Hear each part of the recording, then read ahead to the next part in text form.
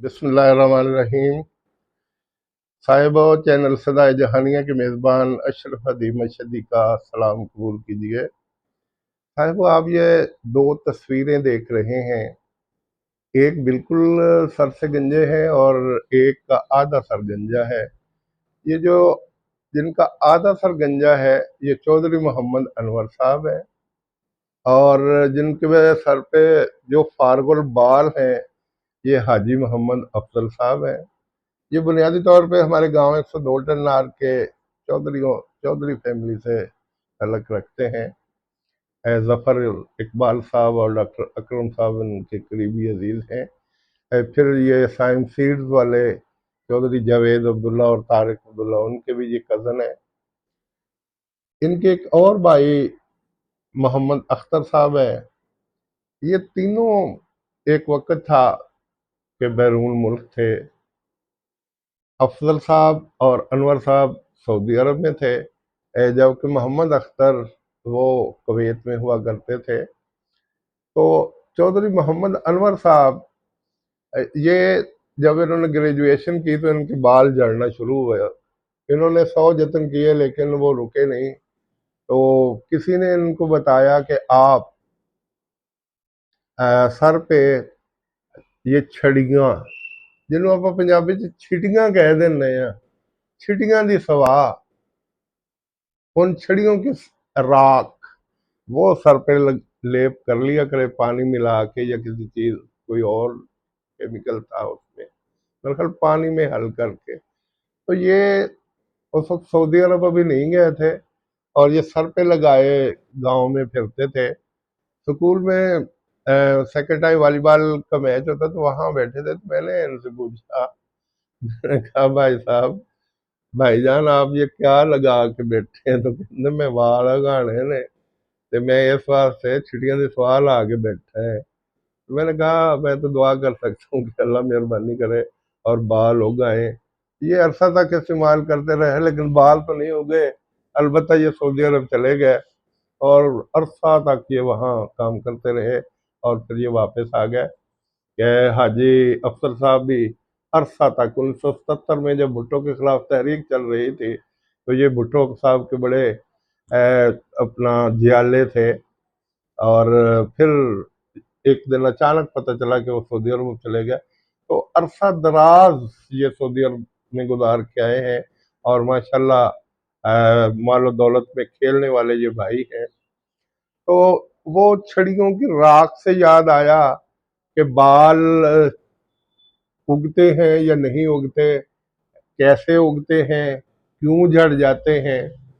डॉक्टरी तहकीक बताती है कि जब आपके जिल्द के नीचे चर्बी की मिकदार बढ़ जाती है तो बाल वहां से जब निकलते हैं तो वो कमजोर हो जाते हैं, और इस वजह से वो कमजोरी की वजह से टूटना शुरू हो जाते हैं और गंजेपन का सिलसिला शुरू हो जाता है।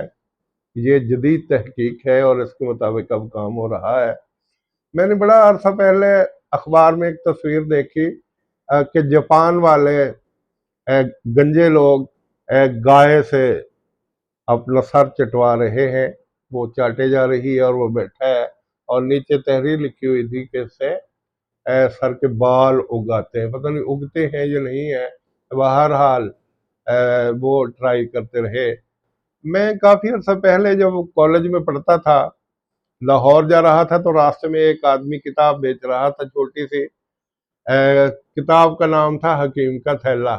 10 रुपए की वो आती थी और वो उसको खोल के पढ़ रहा था कि बेरी के पत्ते आप वो आमलेट उसका बना के, जिन्हों पंजाबी च आपां कहने बेरी के पत्ते घोट घोट के जो लेप तैयार हो जाए वो सिर ते लाया करो ते इहदे नाल वाल उगणगे। उसका लेक्चर इतना बलीग था। एक तो मैंने वो 10 रुपए का हकीम का थैला खरीद लिया वो किताब, और दूसरे उसकी बातें सुन के मुझे यूं महसूस हुआ, मैंने 2-3 मरतबा अपने सर पे हाथ फेर के देखा। मुझे यकीन था कि बाल उग आए होंगे लेकिन मैं जो हाथ लाया तो कुछ भी नहीं थे। चलो खैर, मैंने बाद में आके ट्राई की लेकिन कुछ भी ना हुआ। इस अरसे में सिर्फ मैंने एक शख्स को देखा, हक नवाज भट्टो साहब अलादत कैटल फार्म में रहते हैं, गवर्नमेंट हाई स्कूल 99 एनआर अलादत कैटल फार्म के रिटायर्ड टीचर है। उनके बाल गिरना शुरू हो गए। तो हक नवाज भट्टो और सैयद मोहम्मद इसहाक से बड़े क्लोज फ्रेंड थे और अभी माशाल्लाह है। तो ये उन दिनों सरसों के तेल में लेमू निचोड़ के लगाया करते थे। इसहाक शाह साहब के तो बाल नहीं रुके, लेकिन हक नवाज साहब के सर के बाल अब भी काफी सारे हैं और वो रुक गए। अब मेरे सर पे आपको बाल दिखाई दे रहे हैं। ये 2012 में जब मुझे कॉलेज हुआ तो अद्वियात का इस्तेमाल जारी रहा।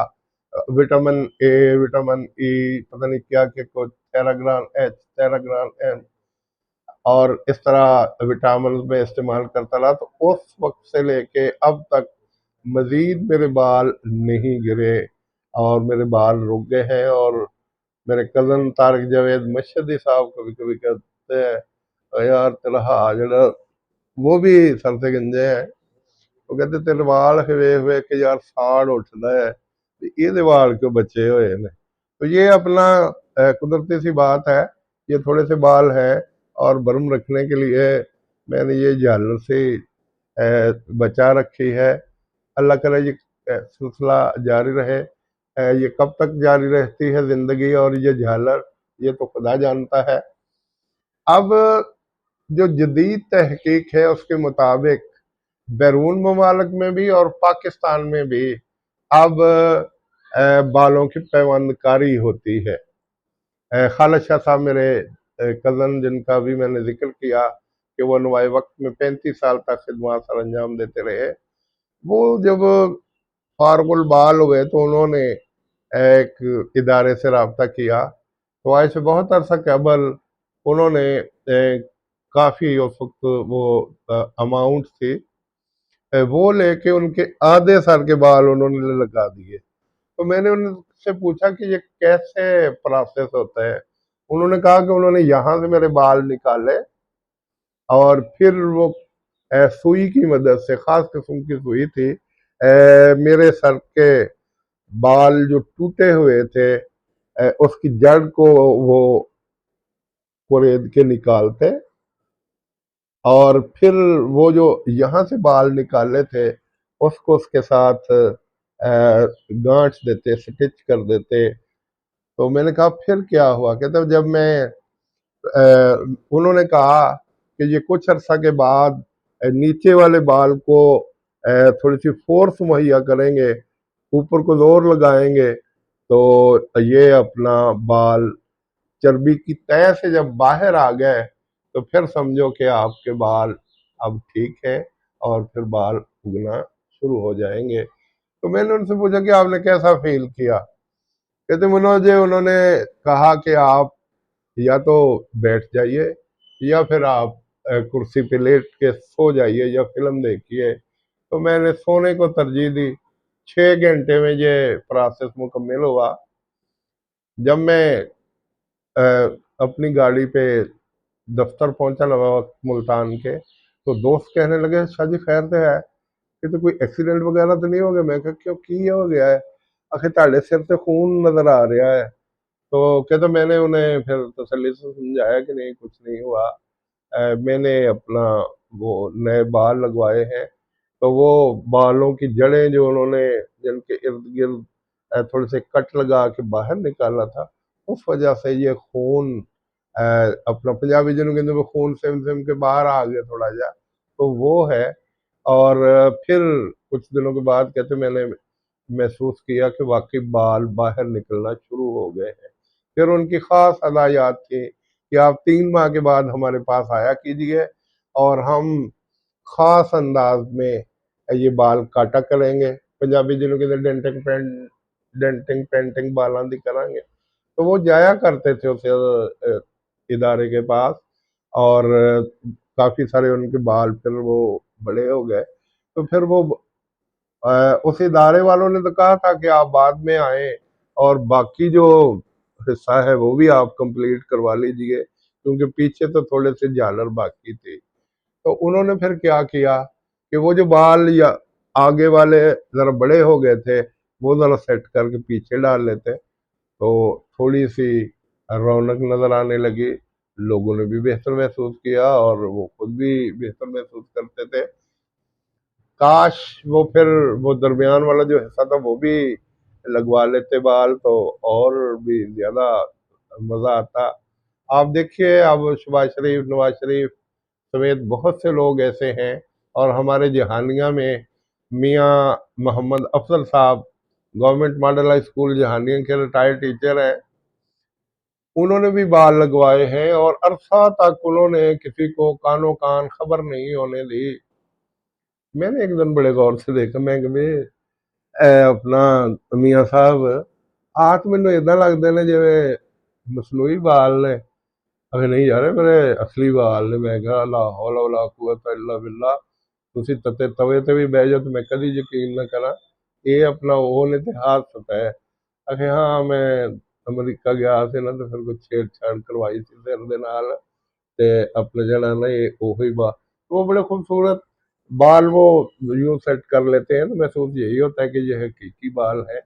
तो ये अ, बालों की कहानियां हैं। बहरहाल बाल खूबसूरती का जरिया है। एक अरबी कहावत है कि अशारो जीनतुल वजह, बाल चेहरे की जीनत होते हैं। देखिए, खुदा ताला ने कितने कितने खूबसूरत मुखड़े पैदा किए हैं और उनके ऊपर ये खूबसूरत बाल हैं। किसी ने किस स्टाइल में सजा रखे हैं या बना रखे हैं, किसी ने किस स्टाइल में बना रखे हैं। बहरहाल ये खूबसूरती की निशानी समझे जाते हैं। और खुशकिस्मत वो लोग हैं जिनको खुदा ताला ने खूबसूरत बाल दिए हैं और वो जिंदगी भर सर पे सलामत रहते हैं। बहरहाल कुछ लोग ऐसे हैं जिनके बाल झड़ भी जाते हैं, और कुछ ऐसे हैं जिनके बाल झड़ जाने के बाद भी वो खूबसूरत दिखाई देते। ये अल्लाह का कमाल है। अल्लाह ताला ने देखो करोड़ों इंसान पैदा किए और किसी एक को दूसरे का हम शक्ल नहीं बनाया। इत्तेफाक ऐसा हो जाए तो हो जाए, वरना करीब तरीन भी किसी की शक्ल नहीं होती। तो ये अल्लाह ताला ने निज़ाम बनाया है और उसी ने सजाया है। किसी को लंबा कद दे दिया, किसी को छोटा कद दे दिया, किसी को गोरा बना दिया, किसी को सांवला बना दिया, किसी को काला बना दिया, किसी को गोरा बना दिया, किसी को ज़हीनो फ़तीन बना दिया, और किसी को बिल्कुल माठा बना दीजिए। अल्लाह ताला की तकसीम है। और मुझे याद है कि जावेद कोल्डू अदाकार का कद छोटा था। उससे सयाफी ने सवाल किया कि क्या आपको फायदे महसूस होते हैं, कि क्या आपको नुकसानात होते हैं। ਕਹਿੰਦੇ ਆ ਕਿ ਕਈ ਜਗ੍ਹਾ ਤੇ ਜਾਣਾ ਹੈ ਤੇ ਮੈਨੂੰ ਪਛਾਣ ਲੈਂਦੇ ਵੀ ਜਵੇਦ ਕੋਲੂ ਹੈ ਤੇ ਬੜੀ ਇhtਰਾਮ ਦਿੰਦਾ ਹੈ। ਮੈਂ ਇੱਕ ਦਿਨ ਬਿੱਲ ਜਮ੍ਹਾਂ ਕਰਾ ਰਿਹਾ ਸੀ ਤੇ ਉਹਨੇ ਮੈਨੂੰ ਚੁੱਕ ਕੇ ਅੱਗੇ ਖੜਾ ਕਰਦਾ ਵੀ ਤੂੰ ਪਹਿਲਾਂ ਜਮ੍ਹਾਂ ਕਰਾ ਲਾ।